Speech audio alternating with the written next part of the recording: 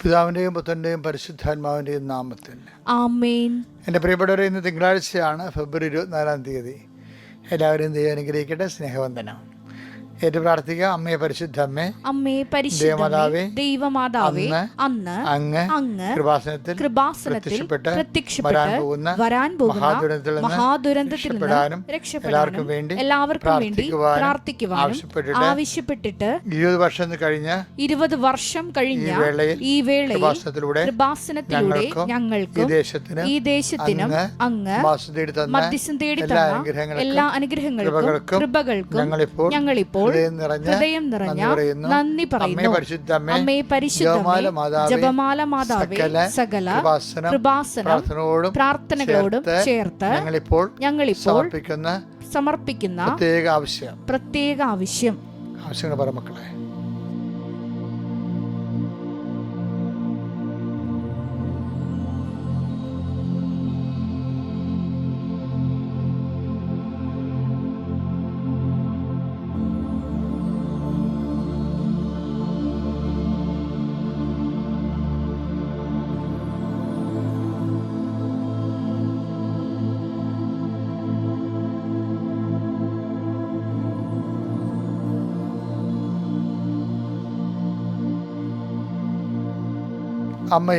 അമ്മയുടെ പ്രത്യക്ഷീകരണത്തിന്റെ ഈ ദ്വാദശക വേളയിൽ ഞങ്ങൾക്ക് സാധിച്ചു തരുവാൻ കനിയണമേ. വിശ്വാസ പ്രമാണം. സർവശക്തനായ പിതാവും ആകാശത്തിന്റെയും ഭൂമിയുടെയും സൃഷ്ടാവുമായ ദൈവത്തിൽ ഞാൻ വിശ്വസിക്കുന്നു. അവിടുത്തെ ഏകപുത്രനും ഞങ്ങളുടെ കർത്താവുമായ ഈശോ മിശിഹായിലും ഞാൻ വിശ്വസിക്കുന്നു. ഈ പുത്രൻ പരിശുദ്ധാത്മാവിനാൽ ഗർഭസ്ഥനായി കന്യകാമറിയത്തിൽ നിന്ന് പിറന്ന് പൊന്തിയോസ് പീലാത്തോസിന്റെ കാലത്ത് പീഡകൾ സഹിച്ച് കുരിശിൽ തറയ്ക്കപ്പെട്ട് മരിച്ച് അടക്കപ്പെട്ട് പാതാളങ്ങളിൽ ഇറങ്ങി മരിച്ചവരുടെ ഇടയിൽ നിന്ന് 3-ാം നാൾ ഉയർത്ത് സ്വർഗത്തിലേക്ക് എഴുന്നള്ളി സർവശക്തിയുള്ള പിതാവായ ദൈവത്തിന്റെ വലതുഭാഗത്തിരിക്കുന്നു. അവിടെ നിന്ന് ജീവിക്കുന്നവരെയും മരിച്ചവരെയും വിധിക്കുവാൻ വരുമെന്നും ഞാൻ വിശ്വസിക്കുന്നു. പരിശുദ്ധാത്മാവിലും ഞാൻ വിശ്വസിക്കുന്നു. വിശുദ്ധ കത്തോലിക്കാ സഭയിലും പുണ്യവാന്മാരുടെ ഐക്യത്തിലും പാപങ്ങളുടെ മോചനത്തിലും ശരീരത്തിന്റെ ഉയർപ്പിലും നിത്യമായ ജീവിതത്തിലും ഞാൻ വിശ്വസിക്കുന്നു. ആമേൻ. സ്വർഗ്ഗസ്ഥനായ ഞങ്ങളുടെ പിതാവേ, അങ്ങയുടെ നാമം പൂജിതമാകണമേ. അങ്ങയുടെ രാജ്യം വരണമേ. അങ്ങയുടെ തിരുമനസ് സ്വർഗത്തിലെ പോലെ ഭൂമിയിലും ആകണമേ. അന്നു വേണ്ടുന്ന ആഹാരം ഇന്ന് ഞങ്ങൾക്ക് തരണമേ. ഞങ്ങളോട് തെറ്റ് ചെയ്യുന്നവരോട് ഞങ്ങൾ ക്ഷമിക്കുന്നത് പോലെ ഞങ്ങളുടെ തെറ്റുകൾ ഞങ്ങളോടും ക്ഷമിക്കണമേ. ഞങ്ങളെ പ്രലോഭനത്തിൽ ഉൾപ്പെടുത്തരുതേ, തിന്മയിൽ ഞങ്ങൾ രക്ഷിക്കണമേ. ആമേൻ. നന്മ നിറഞ്ഞ മറിയമേ, സ്വസ്തി. കർത്താവ് അങ്ങയുടെ കൂടെ സ്ത്രീകളിൽ അങ്ങ് അനുഗ്രഹിക്കപ്പെട്ടവളാകുന്നു. അങ്ങയുടെ ഉദരത്തിൻ ഫലമായി ഈശോ അനുഗ്രഹിക്കപ്പെട്ടവനാകുന്നു. പരിശുദ്ധ മറിയമേ, തമ്പുരാന്റെ അമ്മേ, പാപികളായ ഞങ്ങൾക്ക് വേണ്ടി ഇപ്പോഴും ഞങ്ങളുടെ മരണസമയത്തും തമ്പുരാനോട് അപേക്ഷിക്കണമേ. ആമേൻ. എൻ്റെ മക്കളെ, പരീക്ഷ നടന്നുകൊണ്ടിരിക്കണേ. അച്ഛൻ്റെ മനസ്സെപ്പോഴും പരീക്ഷക്കാരുടെ കൂടെയാണ് ഇപ്പോൾ. അപ്പം ആദ്യത്തെ അനുഗ്രഹങ്ങളെല്ലാം അവർക്കാണ്. നമ്മളവർക്ക് വേണ്ടി നമ്മൾ പ്രാർത്ഥിക്കണത്. പിന്നെ മറ്റുള്ള എല്ലാ വിഷയങ്ങളും, ഇന്നത്തെ വിഷയങ്ങൾ. കർത്താവേ, കുഞ്ഞുങ്ങളെ പരീക്ഷയിലാണ്.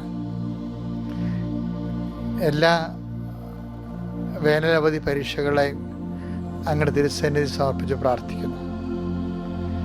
കർത്താവ്, നിന്റെ വിശുദ്ധ പൗരോഹിത്യത്തെ മഹത്വപ്പെടുത്തണമേ. കർത്താവ്, സഭയിലുള്ള സാന്നിധ്യം നീ പ്രകടമാക്കണമേ. കർത്താവ്, വിജയം നൽകുന്നത് കർത്താവാണെന്നുള്ള ബോധ്യം ഞങ്ങളുടെ കുഞ്ഞുങ്ങൾക്ക് നൽകണമെന്ന് പ്രാർത്ഥിക്കുന്നു. I uphold you in my victorious right hand. ഐശയ്യാ 41:10 പ്രാർത്ഥിക്കുന്നു. ഞാൻ എൻ്റെ വിജയകരമായ വലതുകരത്തിൽ നിന്നെ താങ്ങി നിർത്തും. കർത്താവെ, ആറിപ്പോയിനെ ചൂടാക്കുകയും വാടിപ്പോയിനെ നനച്ച് കിടപ്പിക്കുകയും ചെയ്യുന്ന നിൻ്റെ വലതുകരത്തിൻ്റെ കരുത്തിൽ അങ്ങയുടെ മക്കളെ താങ്ങി നിർത്തി. ഉത്കണ്ഠയുള്ള മക്കളുണ്ട് ഈശോയെ, വിഷയപ്പേടിയുള്ള പരീക്ഷപ്പേടിയുള്ള മക്കളുണ്ട് ഈശോയെ.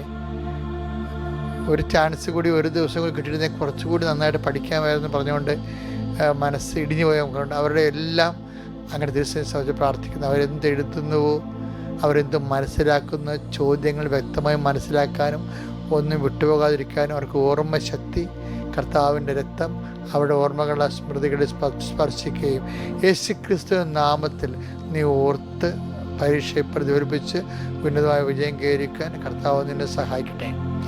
കർത്താവ് ഇന്നത്തെ ദിവസം ഈ ഫെബ്രുവരി 24-ാം തീയതി യാത്ര ചെയ്യുന്നവരെ കുറിച്ച് പ്രാർത്ഥിക്കുന്നു. ഇന്നത്തെ ദിവസം ഓരോ ഡോക്യുമെൻ്റുകൾ ഒപ്പിടുന്ന സന്ദർഭത്തെ, വിഷയത്തെ, ചർച്ചകളെ സംബന്ധിച്ച് പ്രാർത്ഥിക്കുന്നു. ആശുപത്രിയിൽ പോകുന്നവരുണ്ട് ഈശോയെ, സ്കൂളിൽ പോകുന്നവരുണ്ട്, ഓഫീസിൽ പോകുന്നവരുണ്ട്, തൊഴിലിടങ്ങളിലേക്ക് പോകുന്നവരുണ്ട്. എല്ലാ മേഖലകളിലും നിൻ്റെ സാന്നിധ്യം ഉണ്ടാകുകയും എന്തിനു വേണ്ടിയാണോ അങ്ങയുടെ മക്കൾ പോകുന്നത് അവിടെയെല്ലാം അങ്ങയുടെ പ്രത്യേകമായ സാന്നിധ്യത്തിൽ സമയ ചുരുക്കത്തോടു കൂടി കർത്താവെ, സമയം വേസ്റ്റ് ഉണ്ടാകാതെ, ഇരട്ടിപ്പണി ചെയ്യാൻ ഇടവരുത്താതെ എല്ലാം ഓർത്ത് എല്ലാത്തിനും ആവശ്യമായ ആൾക്കാരെ കൃത്യമായ സമയത്ത് സംലഭ്യമാക്കി അങ്ങയുടെ മക്കളുടെ ഉദ്യമങ്ങളെ ഉയർത്തണമേ എന്ന് പ്രാർത്ഥിക്കുന്നു. എൻ്റെ കർത്താവിൻ്റെ ഉന്നതമായ നാമത്തിൽ ആരോഗ്യത്തിൻ്റെ മേൽ കർത്താവിൻ്റെ അഭിഷേകം ഉണ്ടാകട്ടെ എന്ന് പ്രാർത്ഥിക്കുന്നു. യാത്ര, അങ്ങയുടെ മക്കളുടെ ഓരോ ഉദ്യമങ്ങളും അവർ തിരിച്ചു വരുന്നത് വരെ അവർ ചെയ്യുന്ന വ്യക്തികൾ, ചെയ്യുന്ന വിഷയങ്ങൾ, കണ്ടുമുട്ടുന്ന വ്യക്തികൾ എല്ലാം കർത്താവിൽ അനുഗ്രഹിക്കപ്പെടട്ടെ. എൻ്റെ കർത്താവിൻ്റെ ഉന്നതമായ നാമത്തിൽ കർത്താവെ, കൂടുതൽ ടെൻഷൻ അടിച്ചു പോകുന്ന മക്കളുണ്ട്. പാസ്പോർട്ട് ഇൻ്റർവ്യൂ, വിസ ഇൻ്റർവ്യൂ, അതുപോലെയുള്ള ഇൻ്റർവ്യൂകളിലേക്ക് ടെൻഷൻ അടിച്ചു പോകുന്നവരുണ്ട്.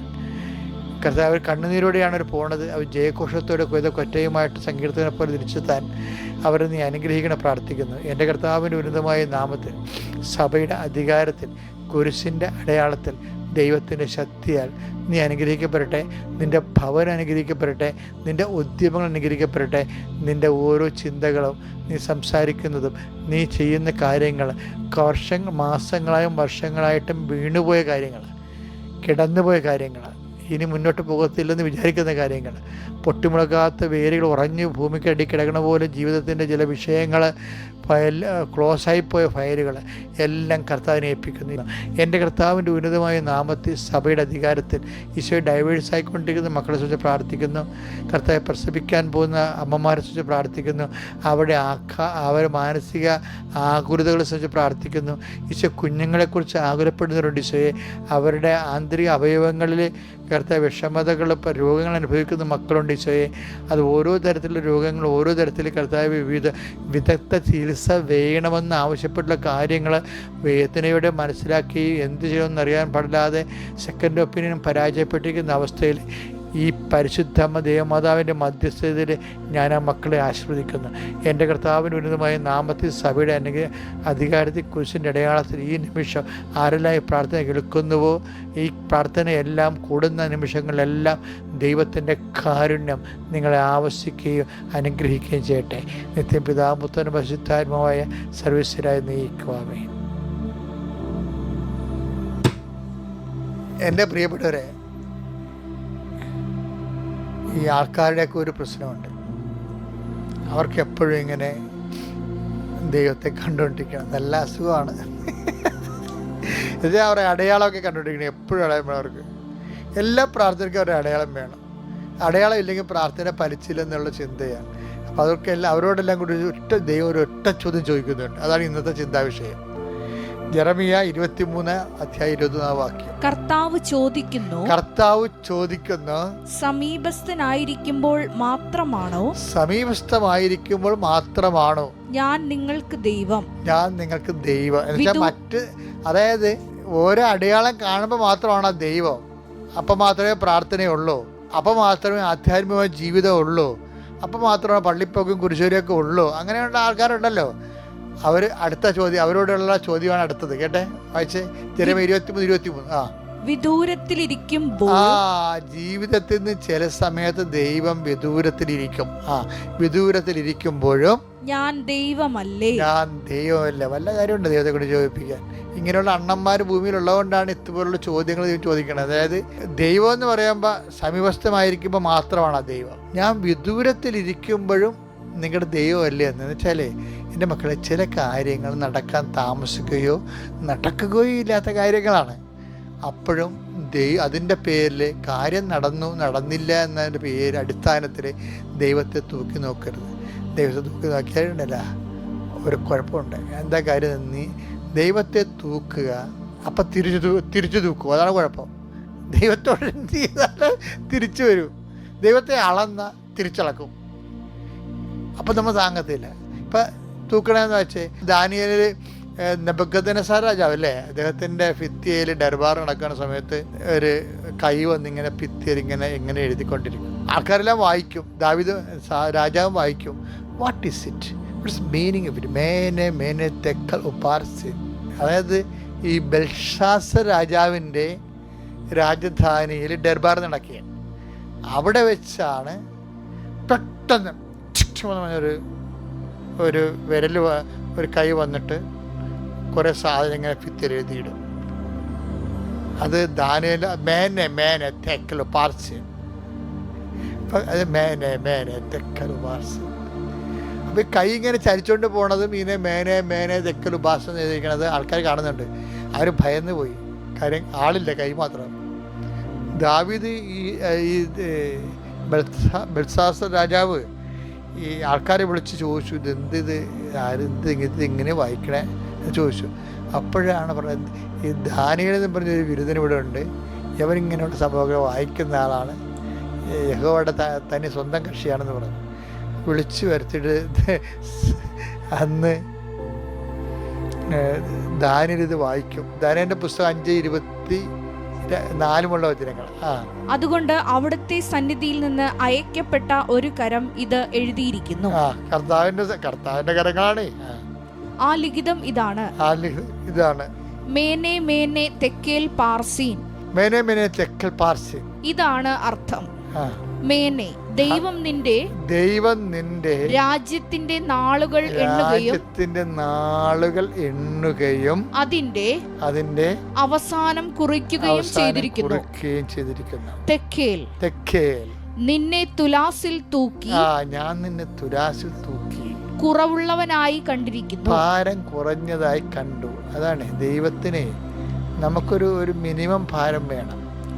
പേരസ്, നിന്റെ രാജ്യം വിഭജിച്ച് മേദിയാക്കാർക്കും പേർഷ്യക്കാർക്കും നൽകിയിരിക്കുന്നു.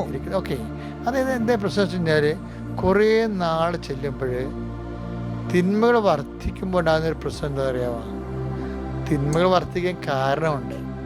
എന്നുവെച്ചാൽ കർത്താവിൻ്റെ വിശുദ്ധ അൾത്താറിലുണ്ടായിരുന്ന പുണ്യപാത്രങ്ങളാണ് ഇവൻ്റെ വെപ്പാട്ടികൾക്ക് വീഞ്ഞു കുടിക്കാൻ കൊടുത്തിരിക്കുന്നത്. പോക്കൃതരാണ് കാണിച്ചിരിക്കുന്നത്.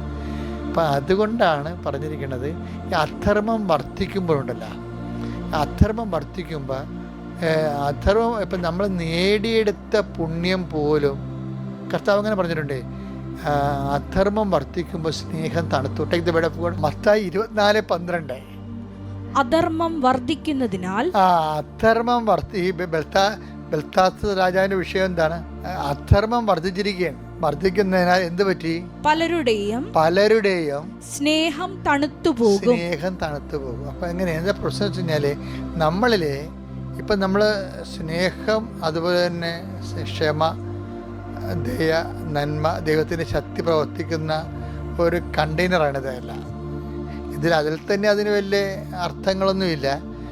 അതിൻ്റെ ഉദ്ദേശം എന്ന് പറഞ്ഞാൽ അതൊരു മാർഗം അല്ലെങ്കിൽ ഒരു കണ്ടെയ്നറാണ്, ഒരു പാത്രം ആണ്, വെസലാണ്. ഇപ്പോൾ നമ്മൾ ലുത്തിനിയയിലൊക്കെ പറയില്ലേ, വെസൽ ഓഫ് ഓണർ. മാതാവിന് വിളിക്കുന്നത് എന്താ വെച്ചാൽ വെസൽ ഓഫ് ഓണറാണ്, അത്ഭുതകരമായ ഭക്തിയുടെ പാത്രമേ. ഇപ്പം ഈ ഭക്തി ആയാലും ശരി, ഇപ്പം അതിനൊക്കെ എല്ലാം വചനത്തിൽ പാത്രം എന്നാണ് പറഞ്ഞത്, വെസൽ എന്ന കണ്ടെയ്നറാണ്. അപ്പോഴേ ഈ ബെൽഷാസർ രാജാവിനെ അയാൾക്ക് കൂടുതൽ തിന്മകൾ നിറയുമ്പോൾ എന്ത് പറ്റും? കർത്താവ് ഈ മത്തായി 24:12 അധർമ്മം വർദ്ധിക്കുമ്പോൾ സ്നേഹം തണുത്തു പോകും. അതാണ് ഞാൻ നിന്നെ പാർസ്യൻ, ഞാൻ നിന്നെ തൂക്കി നോക്കി. എന്ത് പറ്റി? നീ കുറവുള്ളവനായിട്ട് കണ്ട്, ഭാരം കുറഞ്ഞവനായിട്ട് കണ്ടാൽ അവൻ്റെ സ്നേഹമില്ല, അവന് അധർമ്മം വർദ്ധിച്ചു, സ്നേഹമില്ല. അതാ മത്തായി 24:12. അധർമ്മം വർദ്ധിച്ചു, ബെൽഷാസറിനെ അധർമ്മം വർദ്ധിച്ചു. അപ്പം എന്ത് പറ്റി? സ്നേഹമില്ല, തൂക്കി നോക്കി, നീ സ്നേഹത്തിൻ്റെ കുറവ് കണ്ടു എന്നാ പറഞ്ഞ. സ്നേഹത്തിൻ്റെ കുറവ് കണ്ടു. യേശു എന്താ പറയുക? നിങ്ങളെ അളക്കുന്ന അളവ് പോലെ കൊണ്ട് തന്നെ നിങ്ങൾക്കും അളന്ന് കിട്ടും. പഴയ നിയമത്തിൽ നിന്നെ ഞാൻ തൂക്കി നോക്കുമെന്നാണ് വെച്ചാൽ, ആ തൂക്കം പോലെ നിനക്കും ആ തൂക്കം ബാധകമാണെന്ന്. അത് ആയുസാണ് കുറഞ്ഞിരിക്കുന്നത്.